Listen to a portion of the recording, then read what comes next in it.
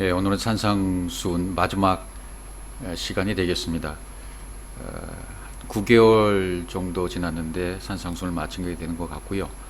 아마 이 산상수훈을 다 마치고 난 다음에는 비유 강해를 한번 할 수 있도록 준비하도록 하겠습니다. 오늘 마지막 시간입니다. 본문이 마태복음 7장 28절 29절입니다. 먼저 28절 읽겠습니다. 예수께서 이 말씀을 마치심에 무리들이 그의 가르치심에 놀라니. 모든 말씀을 다 마치셨다. 산상수훈의 마태복음 5장, 6장, 7장 말씀을 전부 다 이제 말씀하셨습니다. 완전히 테레오했다. 마쳤다. 완전한 그 마침 기노마이가 되었다. 마치심에. 그러니까 좌우가 하나 되고 위아래가 하나 되고 예수 그리스도가 하나 될 수 있도록 구약에 있는 모든 말씀의 틀과 내용과 모든 것들을 전부 이미 말씀에 놓으셨다는 거죠. 예수께서 하나님이신 그분이 이 땅에 육의 몸을 입고 오셔서 그 입에서 나오는 말씀을 통해서 성경이 무엇을 말씀하시는지 창세기부터 계시록까지 있는 말씀을 다 말씀하신 것인데, 결국은 구약 성경이 말하는 내용이 무엇인가를 완벽하게 이렇게 짝을 맞춰 놓으신 것입니다. 그러니까 완전히 말씀이 성취가 된 거죠. 이 말씀이 전부라는 겁니다. 다른 말씀은 없고 이 말씀이 전부다. 그래서 이 말씀과 짝이 되는 요한복음 14장 17절 말씀까지도 완벽하게 하나가 되는 그런 단계까지 우리가 살펴볼 필요가 있습니다. 그래서 이제 마태복음 5장 1절에서는 예수께서 산에 올라가 앉으시니 제자들이 나온지라 입을 열어 가르쳐 가라사대 이렇게 시작했고요. 8장 1절에 넘어가면 어떻게 됩니까? 다시 예수께서 산에서 이제 내려오시는 겁니다. 아나바이노 하셨으면 카타바이노 하시는 거죠. 올라가셨으면 내려오시는 겁니다. 근데 사실은 마태복음 8장 1절부터는 다시 볼 필요는 없는 내용들인데 제자들이 못 알아듣는 겁니다. 우리도 역시 못 알아들어요. 깨닫지를 못합니다. 그러니까 산상수훈의 내용을 다시 그 형식을 빌어서 아래 것으로 가르쳐 주시는 거죠. 아래 것으로 다시금 설명해 주시고 가르쳐 주시는 현장이 마태복음 8장 1절부터 전개가 된다고 보시면 되겠습니다. 그 내용이 뭐냐면 문둥병자를 고치시는 내용이에요. 문둥병 걸린 사람을 고치는 내용을 통해서 산상수훈의 내용을 다시 눈에 보이도록 재현해 주시는 내용이다. 이렇게 이해하시면 되겠습니다. 그러니까 이미 구약 성경은 다 마치셨다. 온전히 텔레오하셨다. 그래서 마태복음 7장 27절, 28절 이전까지의 모든 말씀을 다 해놓으신 거죠. 마치셨어요. 성취가 되었습니다. 호 로고스의 말씀을 순 테레오 완전히 성취했다. 마치셨다. 그러니까 호 로고스로 말씀하신 말씀이 열매가 될 수 있게끔, 그러니까 가시와 엉겅퀴를 통해서도 뭘 냅니까? 열매를 내는 겁니다. 포도 열매를 내는 것이 하나님의 말씀이고 능력입니다. 그렇게 만들어 놓은 것이 바로 산상수훈이란 얘기죠. 완전히 성취를 했어요. 그런데 무리들이 마태복음 5장 1절에서 말씀을 들었던 그 제자들입니다. 그 무리들이 오늘 이 7장 28절에서는 뭐라고 그러냐면 그 가르치심에 무리들이 똑같은 무리도 헛구렸습니다. 가르치심에 놀랬다 이렇게 됐습니다. 가르치심에 아주 놀란 거죠. 너무 놀랐어요. 놀랬다는 단어가 에크플레스예요. 충돌이 일어난 거죠. 놀란 거죠. 너무 충격이 온 거예요. 여러분 이 진리의 말씀을 듣다 보면 충격이 일어나지 않습니까? 저는 처음에 너무나 충격을 받아서 어떻게 주체를 할 수가 없었어요. 이 진리의 말씀이, 내가 알고 있던 말씀이 이런 말씀이라니, 내가 문자로 알고 있고 스토리로 알고 있던 이 내용이 이런 뜻이었구나라고 깨닫는 순간 마치 이렇게 온몸에 소름이 돋는 듯한, 소름이 돋는 거예요. 소름이 돋는 동시에 무릎을 탁 치게 되고, 야, 이게 이런 말씀이었구나 막 깨달아지니까 너무 기쁘고 너무 감격스럽고 어떻게 주체할 수가 없는, 어떻게 설명할 길이 없더라고요. 근데 이런 내용들을 내가 혼자 알고 있기는 너무 아까우니까 이것을 막 처음에는 잘 알지도 못하면서 앞뒤 전체를 성경을 통으로 보지 못하는 상태에서 막 의욕이 앞서니까 동기들한테 전해주고 가까운 사람한테 전해줘도 안 되는 거예요. 될 수가 없어요. 왜? 내가 아직 그 통이 안 됐기 때문에, 통달이 안 됐기 때문에, 성취가 안 됐기 때문에 그런 거죠. 내 안에서는. 그러니까 제자들도 지금 너무 놀란 거예요. 쾅하고 부닥쳐 버린 거죠. 예, 부닥치니까 막 자기 것이 무너져 버리는 거죠. 그렇습니다. 내 것이 무너져 내려야 돼요. 주님은 또 그런 제자들을 산 아래로 데리고 내려가셔서 다시 보여주고 경험하고 또 세워주고 또 경험하고 계속 그런 과정을 주님이 직접 하고 계시는 거죠. 그러니까 산상수훈을 다 들었다고 되는 것이 아니란 얘기죠. 여러분과 제가 이 산상수훈의 내용을 다 들었다고 온전히 숙살이 되고 온전하게 되는 내용은 아니다. 제자들의 반응을 보면 알 수 있어요. 놀랬다, 충돌했다. 역시 우리도 충돌합니다. 그러니까 이 말씀이 온전히 스펀지처럼 빨려들어서 흡수가 될 것이냐, 아니면 충돌을 일으켜서 그 충돌이 내 것이 없어지고 주님의 것이 들어오는 과정으로 삼으면 좋은 것인데, 그렇게 토부가 되어야 되는데 수용 불가능으로 되면 안 되죠. 충돌이 일어났다가 이건 아니야, 이건 너무나 달라, 너무 어려워, 이거는 너무나 충격적인 내용이기 때문에 받아들일 수가 없어, 뭐 이런 마음이 된다면, 수용이 되지 않는다면 이건 놀라운 문제가 되는 거죠. 다음 기회까지 또 기다려야 돼요. 그러니까 제자들도 지금 주님이 완성시켜 주신 말씀을 온전히 다 몰랐다는 내용이 돼요. 그러니까 8장이 넘어가서 다시 문둥병자를 통해서 주님이 다시 가르쳐 주는 내용들이 나오고 있지 않습니까? 이 놀랬다는 표현을 성경에 많이 나오고 있어요. 다른 구절들을 보죠. 마태복음 13장 54절입니다. 고향으로 돌아가사 그들의 회당에서 가르치시니 그들이 놀라 이르되, 예수께서 가르치시면 놀라는 거예요. 그들이요. 이 사람의 이 지혜와 이런 능력이 어디서 났느냐. 그러니까 그들이 보는 관점, 지금 눈앞에 보이는 분이 누구라는 것, 이분이 어떤 분이라는 것을 모르는 겁니다. 하나님 자신이 육의 몸을 입고 왔다는 사실을 간과하고 있는 거예요. 그분은 하나님이십니다. 하나님이신 그분이 육의 몸을 입고 왔을 뿐, 그래서 이렇게 죽어가는 거야, 이 육체의 예수는 이렇게 죽는 거야 라는 것을 보여주시기 위해서 오신 거잖아요. 샘플로, 모범으로. 그러니까 이 사람들은 회당에서 가르치시는 그 예수님의 모습, 가르치시는 분이 입에서 나오는 말씀, 그 말씀의 권능, 그 말씀의 권위, 이런 것을 인정을 못하는 거죠. 그러니까 놀랄 수밖에 없어요. 에크플라스, 충돌을 하게 되고 놀라게 되는 거죠. 그러니까 앞에서 지혜로운 자, 반석 위에 모래 위에 이런 얘기를 했잖아요. 그러니까 탕류가 와도 아무렇지가 않은 사람이 되어야 되는데, 지혜로운 사람이 되어야 되는데, 반석 위에 지은 지혜로운 사람이 되어야 되는데, 어리석은 자가 되니까 탕류가 오니까 충돌해서 무너져 버리는 것이고 모래에 의해 지은 사람이 된다. 그러니까 제자들이 충돌이 되니까 너희들 모래에 의해 지은 집은 이런 거야. 그러니까 가르쳐 주시는 거죠. 너희들은 지금 모래에 의해 집을 짓고 있어. 그걸 가르쳐 주시면서 이 모래에 의해 지은 집이 반석 위에 지은 집으로 돼야 된다는 것을 가르쳐 주시면서 그렇게 전개시켜 나가시는 거죠. 역시 우리들도 다르지 않아요. 우리도 똑같이 처음에는 어쩔 수 없이 탕류가 와도 무너질 수밖에 없는 모래 위에 집을 지은 자들입니다. 그러다가 말씀이 점점 들어와서 충돌을 일으키다가 그게 흡수가 돼서 점점 반석 위에 지은 지혜로운 사람으로 바뀌어져 가는 것이죠. 그러니까 처음에는 우리도 똑같습니다. 이렇게 충돌이 일어나서 그분이 누군지를 모르는 거예요.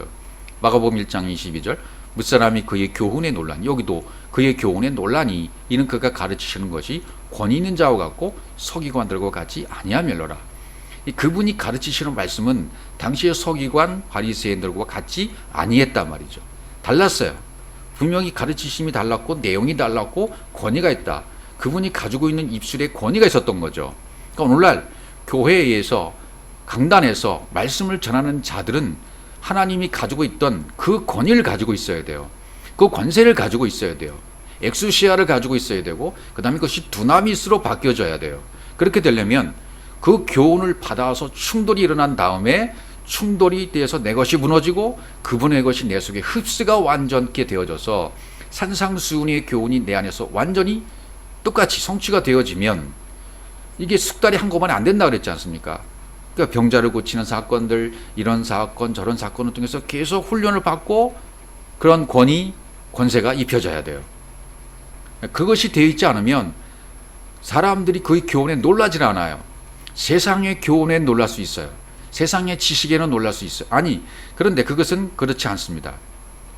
왜냐하면 강단 아래에 앉아있는 사람들, 세상에 있는 사람들이 더 지식이 많기 때문입니다. 그들은 박사학위 가지고 있고 철학 박사, 인문학 박사, 여러 가지 자기 권위에서 지식을 가지고 있는, 학위를 가지고 있는 사람들이 저 강단에 앉아있단 말이죠. 근데 목사는요, 목사는 성경에 대해서 박사가 되어야 돼요. 성경에 대해서 권위를 가져야 돼요.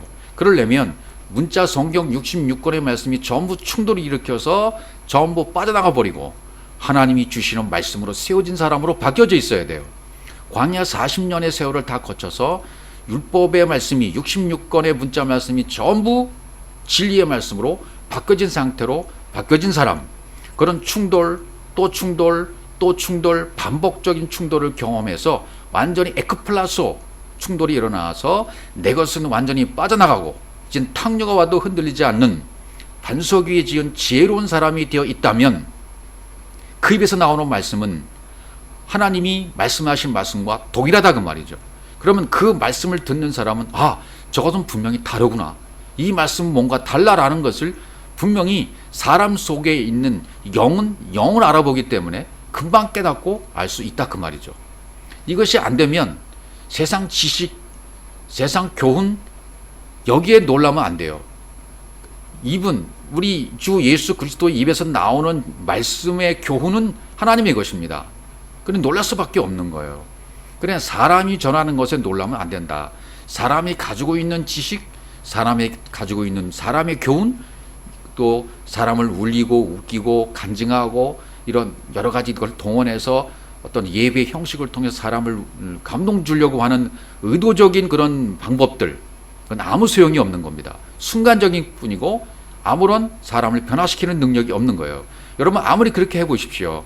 찬양단, 악기 아무리 동원하고 어떤 형식, 어떤 드라마틱한 그런 것을 형성해서 예배를 드린다 한들 사람들이 변화됩니까? 사람의 속이 변화됩니까? 겉사람이 변해서 완전히 속사람이 변화되던가요? 사람은 그렇게 변하는 것이 아닙니다. 사람이 변하는 것은 오직 살아있는 하나님의 말씀의 칼집에 내 칼이 꽂혀져야 돼요. 완전히 하나님의 말씀의 칼이 내 속에 들어와 나를 찔러버리고 나는 완전히 육체의 예수는 죽어버리고 영이신 살아계신 그리스도로 말미암아 그리스도와 하나가 된, 연합이 된 상태까지 갔을 때, 그때 그 입에서 나오는 말이 권위가 있는 것이고 그 입에서 나오는 말씀 자체가 사람들을 휘어잡는 것입니다. 그럼 그 말씀이 영혼들을 움직이고 그 말씀이 영혼들을 세우는 거예요. 마태복음 22장 33절도 보시면 무리가 듣고 그의 가르치시면 놀라더라, 이렇게 되어야 돼요.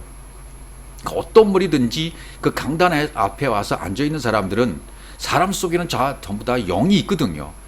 깨어나지 않는 영이 있거든요. 그러면 영의 가르치심이 선포되어지면 영을 그걸 알아듣는 겁니다. 그럼 그때 깨닫는 거야. 이게 저 말씀이네. 내가 기다리고 있던 말씀이야. 나는 저 말씀을 기다렸어. 그 말씀 앞에 부복하는 거예요. 사람 앞에 부복하는 것이 아니라 그러니까 요즘은 너무 사람이 교주가 되어 있어요. 사람이 맹신되어 있어요. 목사를 따르게 하고 목사를 말을 따르게 하려고 하는. 사람의 이름은 없어져야 됩니다. 그 사람의 유명세와 그 사람의 어떤 권위는 없어져야 돼요. 그것이 없어지고 말씀의 권위를 입은 사람이 말씀을 전해야 되는 것입니다. 그래야 그 말씀을 듣고 영적인 말씀을 깨닫고 알게 되는 것이지, 유명세를 탔다고 해서 수만 명이 모인다고 해서 그 사람이 유명세가 있는 것이고 그 말씀이 옳은 것은 아닙니다. 왜요? 하나님의 말씀은 동일해요. 권세가 있어요. 권능이 있어요. 영적 말씀이 그렇단 말이죠. 어차피 하나님 말씀은 영적 말씀이에요. 영의 말씀이에요. 그러니까 영의 말씀이기 때문에 이 충돌을 경험해서 에크플레소해서 내 것이 빠져나간 사람만이 위의 것이 내 것 속에 들어와 있다 그 말이죠. 그렇게 성취가 된 사람이 말씀을 전하게 되면 예수님과 동일한, 예수 그리스도가 이 땅에 오셔서 말씀을 전하셨을 때와 똑같은 반응이 나타난단 말이죠. 저 말씀은 어려운데? 듣기 힘든 말씀이에요. 나하고는 달라. 그런 충돌이 팍 일어나면서도 가르치심에 막 충격을 받아버리는 겁니다. 놀라는 겁니다. 여러분 진리의 말씀을 들을 때 이렇게 놀라셨지 않습니까? 또 마가복음 11장 8절 많은 사람들은 자기들이 거저들 또 다른 이들은 물에 11장 8절 잘못된 것 같으네요. 누가복음 4장 32절 그들이 그 가르치심에 놀라니 이는 그 말씀이 권위가 있음이라 이렇게 돼 있어요. 아 이게 이런 뜻이었구나 하고 놀라는 거죠. 아 내가 알고 있던 이 문자의 말씀이 이런 뜻이었어. 그러니까 마태복음 7장 12절도 이미 말씀드렸다시피 남에게 대접을 받고자 하는 대로 너희도 남을 대접하라. 이게 대접이란 손님이 왔을 때 대접하는 말씀이 아니라 그랬잖아요. 마태복음 7장 1절부터 11절까지의 말씀이 되어짐의 원리에 의해서 되어지는 거예요. 포이에오예요. 십자가에서 죽어지는 거예요. 육체 예수가 죽어지는 것처럼 내 육신의 생각이 완전히 죽어지는 거예요. 이게 대접입니다.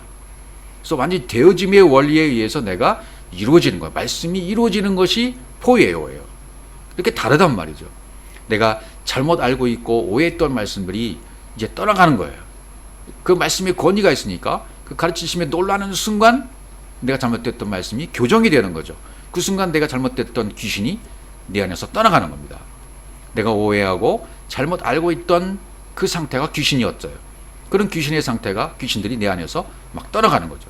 충격을 받고 떠나가고 충돌하고 떠나가고 내 안에서 계속 이런 작업이 일어나는 순간 율법의 말씀들이 성경 문자 66권의 말씀들이 전부 이제 진리로 탈바꿈되는 겁니다. 전환이 되는 것입니다.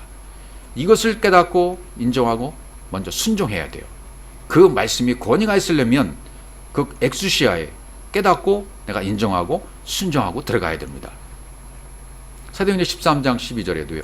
이에 총독이 그렇게 된 것을 보고 믿으며 주의 가르치심을 놀랍게 여기니라. 이런 사도 바울에도 역시 마찬가지였어요. 총독이 그렇게 된 것을 보고 믿으며 주의 가르침을 놀랍게 여기니라. 여러분 입에서 나오는 말씀을 통해서 하나님이 인정하시는 하나님의 사람의 입술에서 나오는 말씀을 통해서 사람들이 그렇게 뭔가 되어짐의 원리에 의해서 되는 것을 보고 보는 것도 이제 육의 눈으로 옥타는마에 의해서 또 에이돈했다가 블레포했다가 호라와는 상태까지 변화되어야 돼요. 그러니까 인간적인 눈, 사람이 가지고 있는 눈이 하나님이 훈련시키신 눈에 의해서 계속 보여주시고 훈련받아서 나중에 호라오로 그분의 눈으로 바뀌어야 된단 말이죠. 그분의 눈으로 호라오하게 되면 보게 되어지면 내가 이제 호라오 했네? 너 이제 나를 알았네? 하고 그분과 똑같이 믿음의 상태에 들어가게 되는 거죠. 그러면 그의 주의 가르치심이 권위가 있다는 것이 그 사람 속으로 들어가게 되는 겁니다. 엑수시아가 되는 겁니다. 엑수시아가 또 나중에 뭐가 돼요? 두나미스가 되는 거죠. 전파할 수 있는 능력으로 바뀌어지게 되는 것입니다. 또 요한복음 6장 66절에 보시면 이제 실족에 대한 말씀이 나오죠. 그럼 말씀이 과연 지금까지 들었던 말씀이 내 안에 흡수가 됐는가 아니면 충돌되어져서 떨어져 나갔는가 수용이 안 됐는가 이게 관건입니다. 그래서 오늘 제목을 흡수냐 충돌이냐 저렇게 정했는데 진리의 말씀이 나에게 전해오면 이것이 나에게 흡수가 되느냐 온전히 흡수가 되느냐 아니면 충돌이 돼서 떨어져 나가느냐 이게 관건인 거예요. 그의 가르치심으로 부닥쳤다. 그러면 수용 불가능이 되는 거죠. 그의 가르치심이 내 안에서 부닥쳐보면 이게 수용이 안 되는 상태가 올 수 있어요. 그러면 제자들은 모래 위에 집을 짓는 겁니다. 역시 우리도 이 과정을 똑같이 겪는 거예요. 충돌해서 그 가르치심에 부닥쳐버려요. 수용이 안 돼요. 다음에 또 부닥쳐와요. 또 수용이 안 돼요. 그러다가 조금씩 수용되었다면 그 수용된 말씀들을 통해서 내가 변화받는 겁니다. 자, 요한복음 6장 66절 보죠. 여기 걸림이 됐다. 스칸달리저가 나오죠. 걸려 넘어지는 거예요. 이런 진리의 말씀이 나한테 충돌해서 들어왔을 때 흡수가 안 되면 실족이 되는 겁니다. 진리의 말씀으로 진리로 흡수가 안 되면 걸림이 된다고 말이죠. 제자 중 여럿이 듣고 말하되 이 말씀은 어렵도다 누가 들을 수 있느냐 한데 요한복음 6장 60절입니다. 6장 66절 예수께서 스스로 제자들이 이 말씀에 대하여 수군거린 줄 아시고 막 수군수군 되는 거죠. 말씀을 듣고 지금도 똑같아요. 말씀을 듣고 수군수군 되는 거예요. 이 말씀은 어렵네. 뭐 원문을 배우는 건가? 히브리어 헬라어 모르면 뭐 말씀을 못 알아들어? 막 이런 식으로 하면서 이 말씀 어렵다 그래요. 우리는 원문을 배우는 게 아닙니다. 이 말씀의 뜻이 무엇인지를 알아채기 위해서, 이 말씀의 의미가 뭔 줄 알기 위해서 원문을 살펴보는 것뿐이에요. 그러니까 살펴볼 수 있는 능력 있는 사람들은 원문을 보시라는 얘기고, 그 능력이 안 되면 그냥 잘 들으시면 되는 거예요. 말씀을 듣고 따라가시면 되는 겁니다. 그러니까 제자들이 뭐라 그래요? 이 말씀은 어렵네. 스클레로스. 이 말씀은 너무 어려워. 스클레로스는 어렵도다. 말씀이 사나웠다. 말씀이 거치네. 내가 알고 있는 말씀과 다르네. 그리고 자기가 알고 있던 말씀과 비교해버리니까 흡수가 안 되는 거예요. 그러니까 말라버리고 굳어버리는 말씀이 되어버리는 거죠. 그게 스클레로스라는 뜻입니다. 어렵다. 이 말씀 어렵다. 거칠다. 사납다. 지금도 이 말씀을 들으시면서 어떤 분들은 이게 너무 어렵다 이렇게 느끼시는 분들이 있어요. 그러나 실망하지 마시고 낙심하지 마시고 계속 반복적으로 이 말씀을 듣다 보면 어느 순간에 이 말씀이 이런 뜻이었구나 하고 확 깨달을 때가 와요. 들려올 때가 있어요. 하나님이 달려주시는 귀가 달릴 때가 있어요. 이게 이런 말씀이었구나라고 확 깨달음이 올 때가 있다 그 말이죠. 그리고 막 내가 이 말씀에 대해서 수근수근대고 이 말씀이 그래? 그 말씀이 그게 맞아? 이게 맞는 거야? 여기저기 다니면서 이 말씀이 맞는지 살펴보고 또 저기 가서 살펴보고 여기 가서 살펴보고 이 사람에게 물어보고 저 사람에게 물어보고 이런 분들이 얼마나 많은 줄 아십니까? 이런 분들은요 시간이 오래 걸릴 수밖에 없어요. 왜? 충돌이 오래 가니까. 그러나 그 사람 인성 자체가 순수하고 순한 사람들은 이 흡수가 빨라요. 순종을 빨리 해요. 그러나 순종이 안 되는 사람들은 내 고집이 크고 내 고집이 너무 고래신줄보다 강한 사람들 있죠. 내 것이 너무 강하고 내 지식이 너무 강하고 이런 분들은 수근거림이 너무 오래 걸려요. 또 어렵다라고 느끼는 것이 너무 오래 걸려요. 그러면 그 기간이 길어질 수밖에 없는 거죠. 광야 40이라는 숫자의 의미가 더 길어질 수밖에 없어요. 어떤 분들은 인생의 시간을 60, 70 이렇게 살아가시는 인생의 나이입니다. 사실은 인생의 나이는 아무 상관이 없어요. 인생의 나이가 가면 갈수록 여러분 날마다 새롭게 된다는 것을 믿으셔야 돼요. 이 진리의 말씀을 깨달은 분들은 새벽마다 날마다 내 몸이 새롭게 되고 내 의식이 새롭게 되고 내 생각이 새롭게 된다는 것을 초월적 의식으로 가져버리시면 그때 그 사람은 바뀌어지게 됩니다. 인생의 나이는 아무런 관계가 없는 겁니다. 영적 세계에서는 그렇다는 얘기예요. 그러니까 말씀을 듣고 깨닫지 못할 때는 말씀을 인하여 말씀을 들으나 실족해요. 너에게 걸림이 되느냐 그러잖아요. 걸림이 되느냐 스칸달리죠. 함정에 빠지다. 걸려 넘어지다. 스칸달리죠. 빠진단 말이죠. 수근거리게 되면 이것이 너무 길어지면 안 됩니다. 근데 어쩔 수 없는 과정이에요. 마태복음 15장 12절에도 이 제자들이 나와 이르되 바리새인들이 이 말씀을 듣고 걸림이 된 줄 아시나이까. 결국 실족하는 것은 말씀 때문입니다. 말씀 때문에 걸려 넘어지는 것이고 또 예수께서 이 땅에 오셔서 말씀을 전하실 때에도 예수님이 주시는 말씀 때문에 예수님 입에서 나오는 말씀 때문에 실족이 된 거죠. 지금도 마찬가지입니다. 지금도 진리의 말씀을 이 말씀을 전해주는 말씀을 진리적 개념으로 받아들이지 못하고 율법으로 받아들인다든지 자기 생각으로 자기 가치관으로 받아들인다든지 세상의 통념으로 받아들인다면 그때는 실족해하는 거예요. 이 말씀이 자기를 실족하는 하는 거죠. 이것은 하나님이 그렇게 정해놓으신 거예요. 원칙으로 원리로 정해놓으신 거예요. 그래서 마태복음 13장 20절에 보시면 이 말씀 때문이에요. 가시떨기에 부러졌다는 것은 말씀을 들으나 역시 여기 보십시오. 말씀을 들으나 말씀을 들어요. 말씀을 들으나 세상의 염려와 재물의 유혹에 말씀이 막혀 결실하지 못하는 자요. 그게 막혔단 말이죠. 한마디로 율법 때문에 막혔다. 내 것 때문에 내가 추구하는 잘못된 말씀, 오해한 말씀 때문에 막혔단 말이죠. 그것 때문에 말씀이 결실을 못 맺는다고 하는 거죠. 마태복음 15장 10절 무리를 불러 이르실 때 듣고 깨달아라. 입으로 들어가는 것이 사람을 더럽게 하는 것이 아니라 입에서 나오는 그것이 사람을 더럽게 하는 것이니라. 이 제자들이 나와 이르되 바리새인들이 이 말씀을 듣고 걸림이 된 줄 아시나이까 이렇게 된 거잖아요.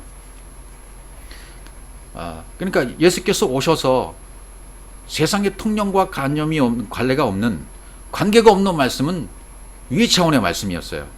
아버지 말씀이었어요. 아버지 나라의 말씀, 하나님 나라의 말씀, 영생의 말씀, 천국의 말씀을 전해주신 거예요. 세상에서 알고 있었던 법칙, 원칙, 룰 그것이 아니었습니다. 위의 차원의 말씀이었습니다. 그리스도의 초월적 의식의 말씀이었습니다. 그러니까 우리가 그리스도의 초월적 의식의 말씀을 얼마나 받아들이냐에 따라 달라지는 겁니다. 그러니까 이것을 받아들이지 못하니까 스칸달이죠. 걸림이 되는 거예요. 실족시켜버렸어요. 그러면 실족되면 어떻게 됩니까? 그 사람은 흡수가 안 되고 충돌이 돼서 버려버리니까 그런 예수, 그런 진리 안 따르기로 한 거예요. 그런 진리는 난 안 따르겠다. 그리고 버려버리는 거죠. 그러니까 실족은 말씀이 선포될 때 생기는 겁니다. 예수께서 하시는 그 말씀이 진리로 들을 수 있는 힘이, 그 사람 속에서 이 예수께서 하시는 말씀이 진리로 들을 수 있는 힘이 있으면, 지금도 마찬가지입니다.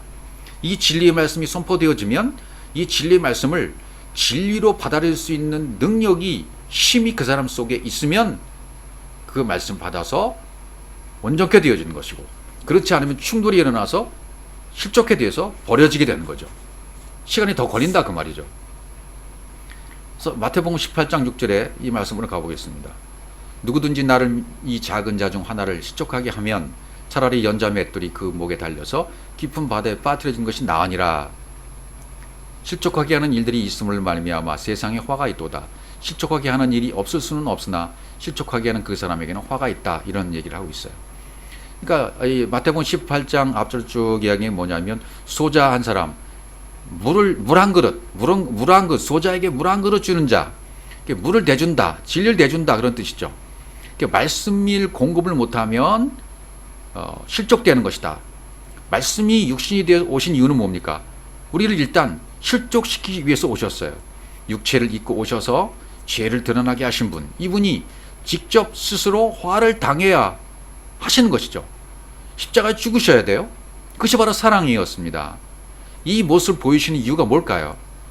그건 전부 여러분과 저에게 적용시키기 위해서 그렇게 하신 것입니다. 너도 이와 같이 실족당하고 화를 당해야 되는 거예요. 그러니까 여기 성경에 나오는 실족당한다, 화를 당한다는 것은 나쁜 것이 아닙니다. 이렇게 되어져야 돼요, 과정을. 우리도 똑같이 실족당하고 화를 당해야만 살아나는 거예요. 왜? 예수께서 그렇게 하신 것을 나에게 적용시키기 위해서 그렇게 하셨기 때문이에요. 예, 직접 화를 당하셨잖아요, 십자가에서. 너희들도 이렇게 십자가에서 화를 당해야 돼. 예, 실족 당하는 것도 왜 그래요? 예, 아직은 실족 당할 수밖에 없어요. 왜? 성령 시대가 아니니까. 성령이 오셔서 깨닫게 하시면 실족이 안 되는데, 성령이 오시지 않았기 때문에 말씀에 걸려 넘어질 수밖에 없어요. 실족될 수밖에 없어요. 그래서 이런 원칙을 주시는 거예요.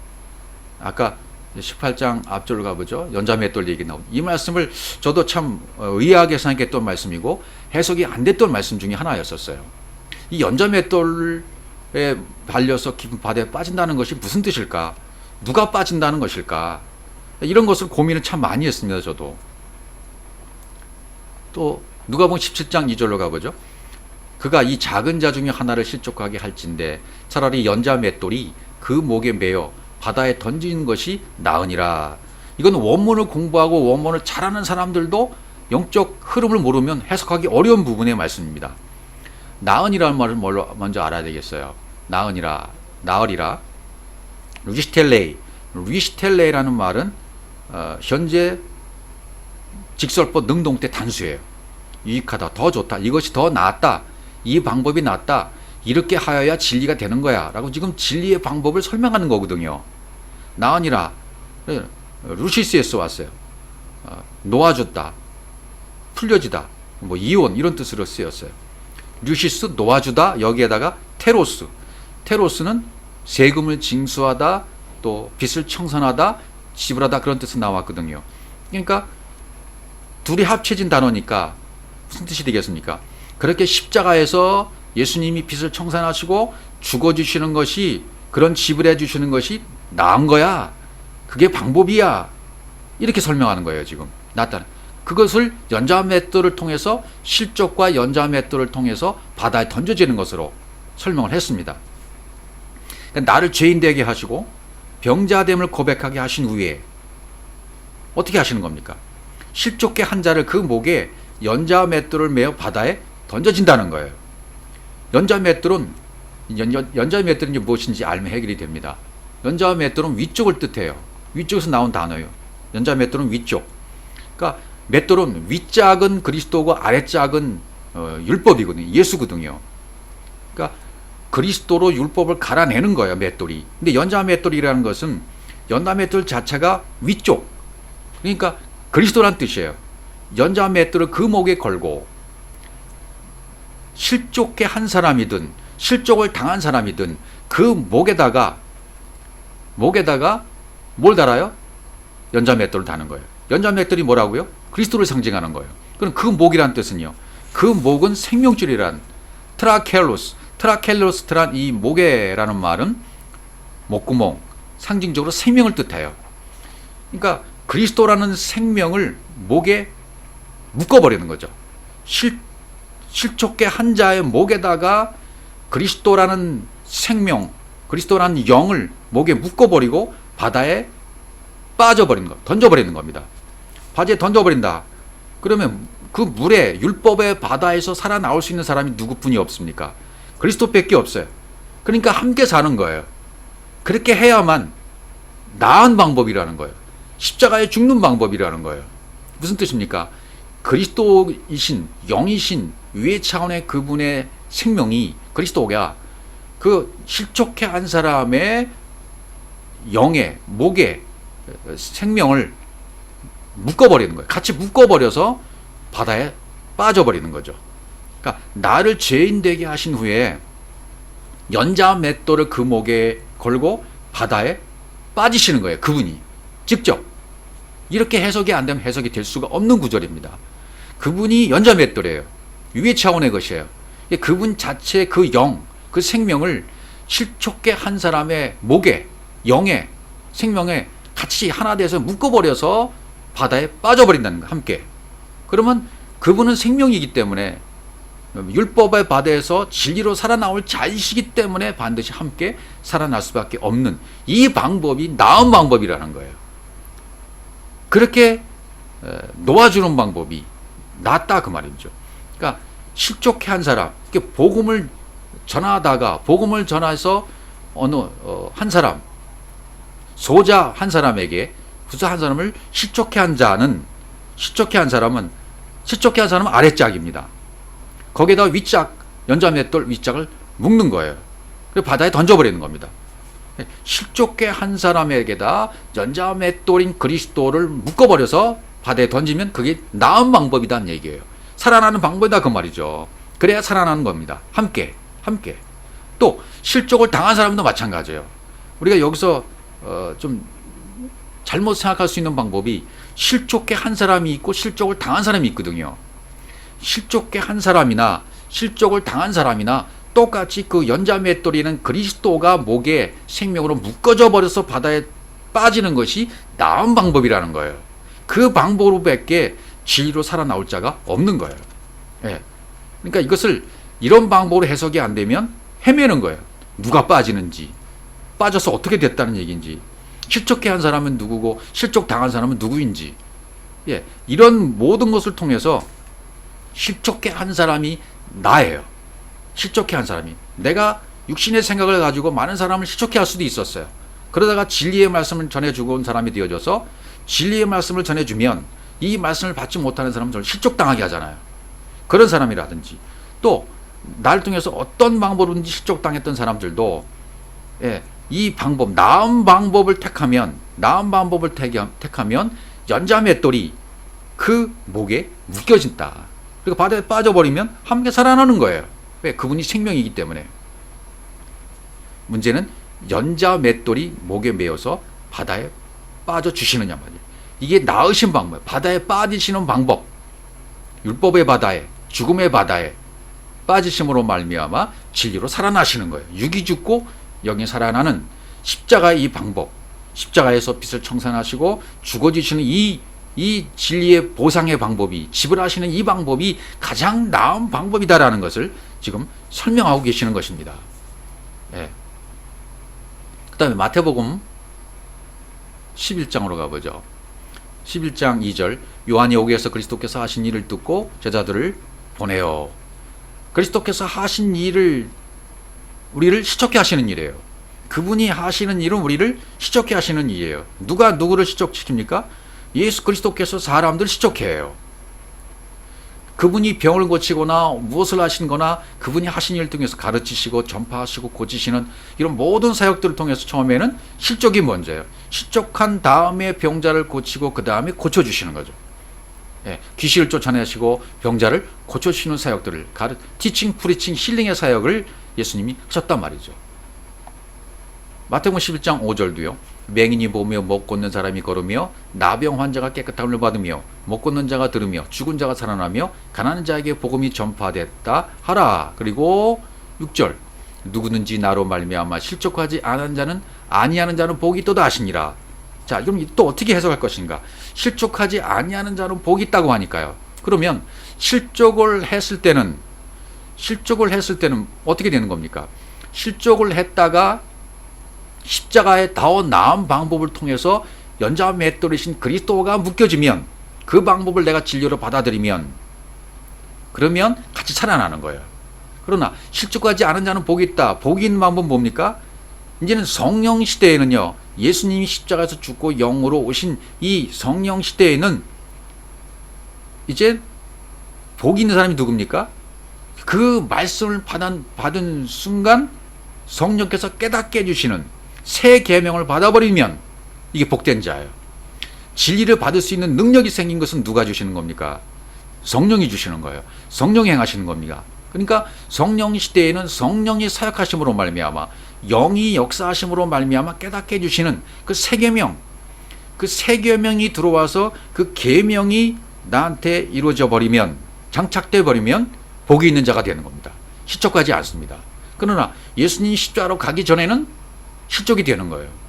근데 지금은 성령 시대이기 때문에 실족을 했다 하더라도 이 성령께서 깨닫게 해주시는 새 계명의 사랑의 법이, 성령의 법이 역사하기 때문에 실족하지 않고 복 있는 방법의 길로 갈 수 있단 말이죠. 이제는요. 예수님 당시 제자들은 실족의 과정을 반드시 거쳐야 됐었어요. 우리도 역시 실족의 과정을 거치다가 지금은 성령 시대, 영의 법의 시대, 생명의 성령의 법의 시대에 살고 있잖아요. 그렇기 때문에 이 새 계명을 받는 자는 복이 있어요. 실족하지 않고 이 새 계명으로 말미암아 이 진리를 받을 수 있어요. 그것이 요한복음 14장에서 17장까지 말씀하시는 바로 그 방법이죠. 마태복음 13장 21절 그 속에 불의가 없어 잠시 견디다가 말씀으로 말미암아 환난이나 박해가 일어날 때에는 곧 넘어지는 자요. 결국 넘어지는다, 스칸달리자는 뭐 때문입니까? 말씀 때문이에요. 말씀으로 말미암아.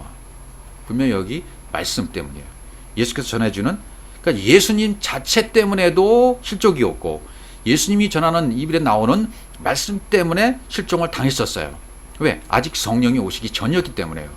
그러니까 지금은요, 이 시대는 예수께서 이 모든 되어짐의 원리에 의해서 새 계명을 사랑으로 완성시켜 버리신 시대이기 때문에, 성령 시대이기 때문에, 생명의 영이 역사하는 시대이기 때문에 복 있는 자가 될 수 있단 말이죠.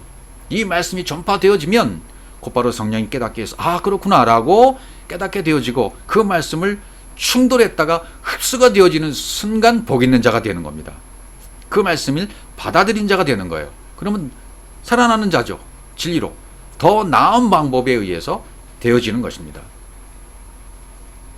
그 다음에 요한복음 16장 1절 내가 이것을 너에게 이름은 너희를 실족하지 않게 하려니 그러잖아요. 그러니까 요한복음 14, 15, 16장에서 산상수훈의 말씀을 다 받은 다음에 요한복음 14, 15, 16장으로 같이 결부돼서 완성이 된 사람은 실족하지 않습니다. 왜요? 새 계명이 왔기 때문입니다. 성령이 깨닫게, 그러니까 요한복음 14, 15, 16장에서 말씀하시는 것이 뭐예요? 네, 다른 보혜사 성령, 그 성령이 오시면 너희를 죄에 대해서, 의에 대해서, 세상에 대해서 깨닫게 해주신다. 죄의 의에 대해서, 심판에 대해서 깨닫게 해주신단 말이죠. 네, 깨닫게 책망하신다. 죄의 의, 심판에 대해서 책망하신다. 엘렌코, 가르쳐 주신다는 뜻이잖아요. 진리로 가르쳐 주신다. 그렇게 엘렌코, 진리로 가르쳐 주시는 방법에 의해서 가르침을 받은 사람은 실족당하지 않아요. 예수님 당시의 제자들은 실족했지만, 성령이 역사하기 이전에는 나도 실족했지만, 성령이 내 안에서 파루시아가 되어지고 내 안에 그분과 연합이 되어서 하나가 되는 순간부터는 실족이 안 됩니다. 새 계명이 적용됩니다. 되어짐의 원리가 적용되어집니다. 그래서 요한복음 13장 34절에 가보시면 새 계명을 너에게 주노니 서로 사랑하라. 내가 너희를 사랑한 것 같이 너희도 서로 사랑하라. 십자가에 죽어주신 이 사랑의 법, 이것에 의해서 육이 죽고 육의 예수가 처리되어지고 영이신 그리스도로 살아난 너희는 사랑의 법으로 이제 서로 사랑할 수가 있어. 형제와 형제가 사랑할 수가 있어. 형제이신 그리스도가 네 속에 들어와서 서로 사랑이 된 거야. 너도 이제 서로 사랑할 수가 있어. 형제와 형제가 사랑할 수가 있게 된 이 계명이 들어온 상태가 되었죠. 새 계명을 주심은 실족하지 않게 하기 위해서. 그러니까 제자들을 실족하게 한 것은 예수님 자신이 실족하게 해줬잖아요.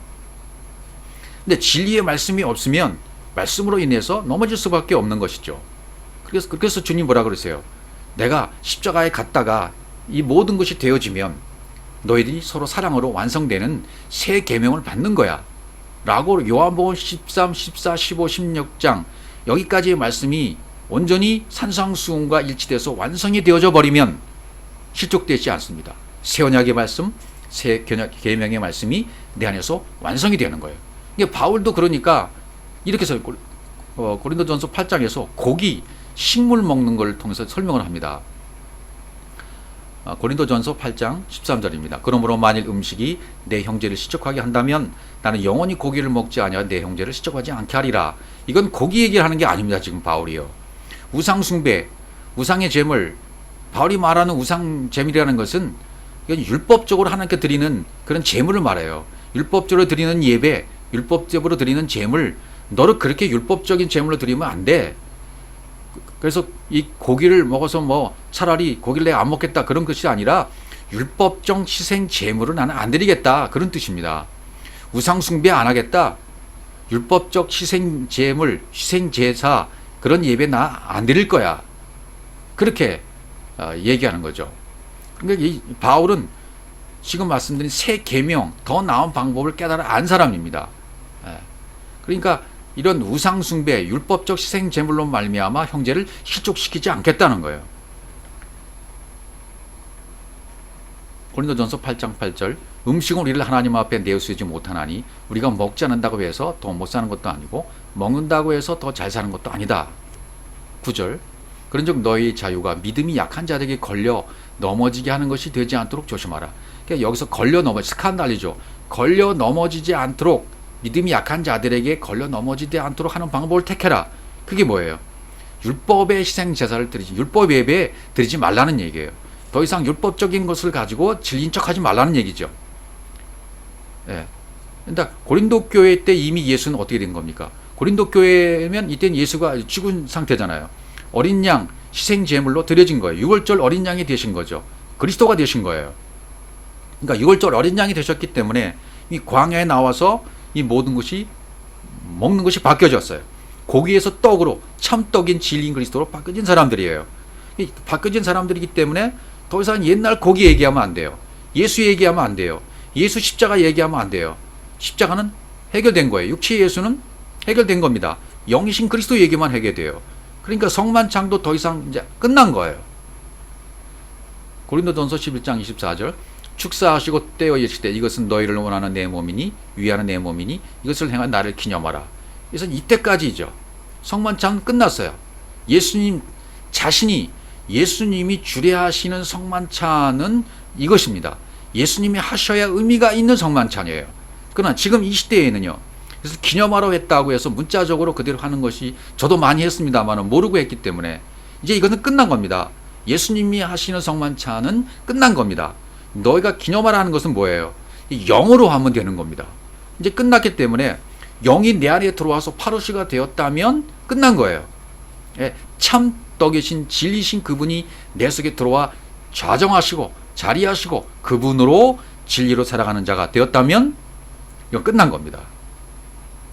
식후에 또한 그와 같이 잔을 가지시고 이르시되 이 잔은 내 피로 세운 새 언약이니 이것을 행하여 마실 때마다 나를 기념하라 하셨더니 너희가 이 떡을 먹으며 이 잔을 마실 때마다 주의 죽으심을 그가 오실 때까지 전하는 것이니라. 이게 보세요.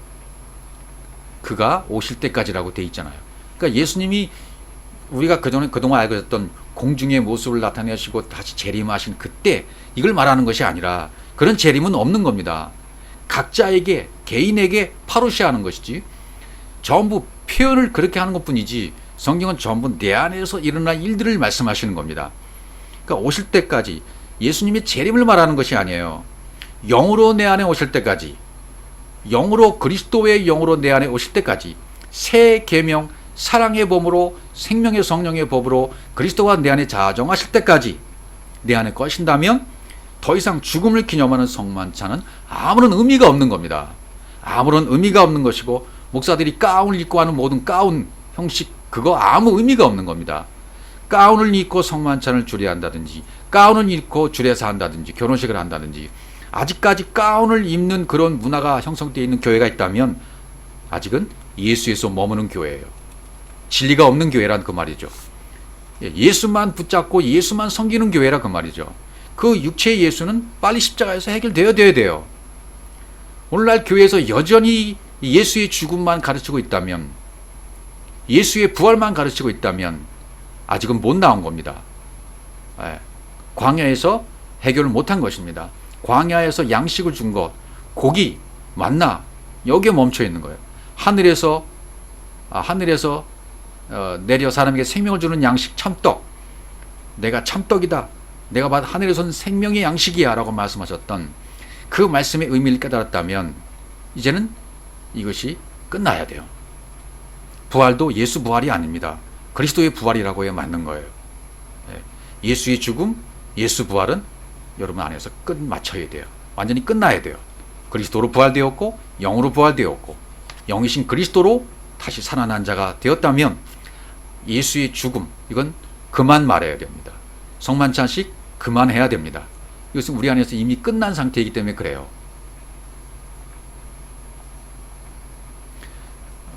요한복음 16장 1절 내가 이것을 너에게 이름은 너희로 실족하지 않게 하렴이니 분명히 이것을 이른다라고 랄레오로 말씀하신 거예요. 요한복음 14, 15, 13, 14, 15, 16장까지 그 부분을 우리가 잘 이해할 필요가 있습니다. 그러니까 우리가 이 땅에 살면서 이 땅에 있는 것을 너무 터부시하면 안 됩니다. 왜냐하면 베델리엄 진주, 이 진주라고 표현하는 것은 밭에 감춰 있는 보화를 말하는 거잖아요. 진주는 바다에서 구하는 거죠. 바다가 육지를 가지고 있어요. 그래서 우리는 원래 바다 소속이고 바다 가운데 있었던 거죠. 율법의 바다 말이죠. 그러니까 바다는 아랫물입니다. 하늘은 윗물이고 바다는 아랫물이에요. 진리는 하늘에 있어야 되는데 하나님 뭐라고 말씀하신 진리는 너희 가까이에 있는 거야. 바다가 진주를 가지고 있는 거란 말이죠. 그래서 땅의 것이면 충분한 거예요. 이 세상, 땅, 하나님이 땅을 조성하셨어요. 왜 땅을 조성하셨을까요? 완벽한 것이기 때문입니다. 왜?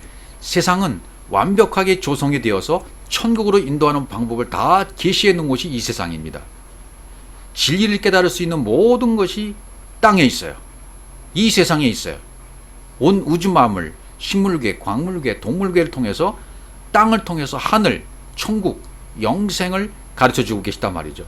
그래서 이 땅은 너무나 더러운 세상이야. 이 세상은 악한 세상이야. 여러분 이 악한 세상을 버리십시오. 이렇게 해석하면 안 된다 그 말이죠. 세상이 더럽다고 말하면 안 된단 말이에요. 왜? 세상 속에 진리가 있으니까요. 율법 속에 진리가 있는 것처럼 세상 속에 천국이 있는 것이고 세상 속에 영생이 있는 것이고 세상 속에 분명히 하나님이 모든 것을 다 조성해 놓으신 것입니다. 그것을 볼 수 있는 눈, 호라오할 수 있는 눈이 필요한 거예요.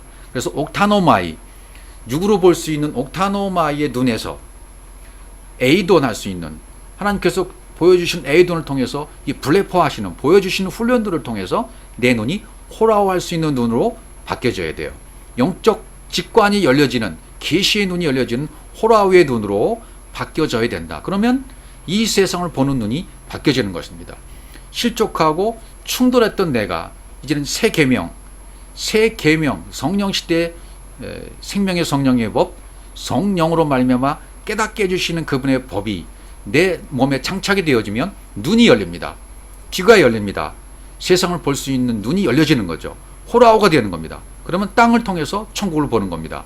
이 세상을 통해서 천국을 보는 것입니다. 육체의 나를 통해서 영이신 그리스도를 발견하게 되는 것입니다. 그것이 밭에 감추인 보화의 말씀을 거기서 발전시킨 것이 되는 것입니다. 그래서 요한복음 16장 1절에 이것을 너에게 이름은, 요한복음 16장 1절이니까 13, 14, 15장, 16장 다 얘기하게 앞에 구절들을 얘기하는 거 되겠죠. 그러니까 산상수훈이 요한복음 16, 14, 15, 16과 짝이 되는 거예요. 이런 상태가 되려면 산상수훈이 잘 공부해서 그 내용을 내가 가지고 있어야 돼요. 공식을 가지고 있어야 돼요. 그래서 실족하게 되지 않으려면 이 산상수훈에 봐온 지식으로 배웠지만 이 지식으로 배운 것이 어떻게 돼야 돼요? 마음의 진리로 깨달음이 되었는지, 마음의 진리를 깨달아서 내 안에 장착이 돼야 돼요. 그래서 요한복음 14, 15장에서 이것이 확인돼야 돼요. 현재 내 마음의 영적인 상태와 부합이 돼야 돼요. 그래서 요한복음 14장, 15장 이 모든 것을 산상수훈을 근거로 해서 실족하지 않게 흡수가 돼야 된단 말이죠. 그러니까 산상수훈의 내용 잘 공부해야 됩니다. 물론 지식적으로 가져야 됩니다. 이것이 요한복음 13, 14, 15장을 통해서 내 안에 근거로 영적인 깨달음으로 연합이 되어야 돼요. 영으로 합치가 되어야 된다 그 말이죠. 그렇게 흡수가 되어야 된다. 히브리서 6장 7절 그동안 많이 봤던 말씀대로 이렇게 흡수가 되어야 돼요. 땅이 그 위에 자주 내려온 비를 흡수하여 밭가는 자들이 쓰기에 합당한 채소를 내면 하나님께 복을 받고, 이런 상태가 여러분과 제가 되어야 되는 겁니다. 땅인 내 마음 땅, 마음밭을 얘기하는 거죠. 내 마음밭이 그 위에 자주 내리는 비, 말씀이 빕니다. 말씀을 흡수하여 스펀지같이 말씀을 흡수해야 돼요. 그것은 충돌을 경험하고 충돌을 또 경험하고 반복적으로 경험하다가 말씀을 흡수해서 이제는 열매 맺는 합당한 채소를 내는 그런 상태까지 가는 자가 되는 거죠. 모래 위에 집을 짓는 자가 이제 반석 위에 집을 짓는 자로 바뀌어서 탕류가 와도 넘어지지 않는, 쓸려가지 않는 탄탄한 반석 위에 세운 지혜로운 자가 되게 되는 것입니다. 그래서 신명기 11장 11절에 보시면 너희가 건너가서 차지할 땅은 산과 골짜기가 있어서 하늘에서 내리는 비를 흡수하는 땅이요, 이렇게 되어 있어요. 너희가 건너가서, 이 말씀이 진리 자체예요. 성경 전체를 말씀하고 있는 말씀입니다. 건너간다는 말은 아바로 한다. 이불이 건너가는 자가 되어야 돼요. 율법에서 진리로, 땅에서 하늘로, 여기서 저기로, 왼쪽에서 오른쪽으로 건너가는 자가 되어야 됩니다. 진리로, 예수에서 그리스도로 건너가는 자가 되어야 됩니다. 영생을 받는 자가 되어야 됩니다. 차지할 땅은 어떤 땅이라 했습니까? 산과 골짜기가 있다 그랬어요. 산이 있고 골짜기가 있다. 산은 뭐죠? 하름. 이 산은 말씀이 있는 곳입니다. 그리스도가 계신 곳입니다. 또 골짜기는요. 이 골짜기가 아주 신비한 내용을 품고 있습니다. 골짜기는 이렇게 산에서 이렇게 고리파지 있는 곳을 말하잖아요. 그러니까 음양을 말하기도 하고 남자와 여자를 말하기도 하고 남녀가 하나 되는 것을 말하는 겁니다. 이것이 성경은 뭐라 그러냐면 골짜기가 도두어져야 된다는 표현을 써요. 평평하게 돼야 된다. 골짜기가 도두어지려면 골짜기가 흙이 메꿔져야 되는 거죠. 이렇게 평평해져야 돼요. 그 말은 하나가 돼야 된다는 거죠. 음과 양이 하나가 돼야 되고 남자와 여자가 하나가 돼야 되는 것이고 예수와 그리스도가 하나가 되어 있는 것이고 땅과 하늘이 하나가 되는 걸 말해요. 율법과 진리가 하나가 되는 것을 말하는 것입니다. 오묘한 진리죠. 그래서 골짜기라는 단어가 어떻게 됐나 살펴보니까요. 비크아라는 단어가 되어 있어요. 비크아, 나누인 사이. 그건 바카에서 왔습니다. 바카라는 단어는 쪼개다, 찢다, 부수다에서 유래된 단어거든요. 그러니까 바카, 골짜기는 뭐죠? 골짜기는 나뉘어진 반쪽이란 뜻이에요. 반쪽인 나, 아직 영이신 그리스도와 합체가 되기 전에 나, 하나님 반쪽, 나 반쪽, 하나가 돼서 함께 밭을 갈고 있는 상태가 연합된 상태잖아요.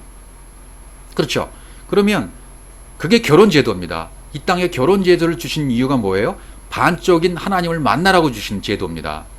사람과 남자와 여자가, 이성과 남자, 여자가 만나서 결혼해서 잘 먹고 잘 살아라, 자손을 번창해라, 이렇게 주신 말씀이 아니라 그것도 진리로 네가 반쪽인 것을 깨달아서 반쪽이신 영이신 하나님 그리스도를 만나서 그와 결혼해라, 그런 의미로 주신 제도가 결혼제도인 것입니다.